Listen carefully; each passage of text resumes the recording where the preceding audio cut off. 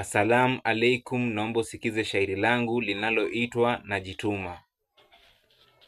Nilipokuwa mtoto niliwaona wasanii, ndivyo ikawa ni ndoto, haikuwa ni utani. Mimi nilipandwa na joto na fikra eti siezani, najituma kila siku nikiamini ipo siku.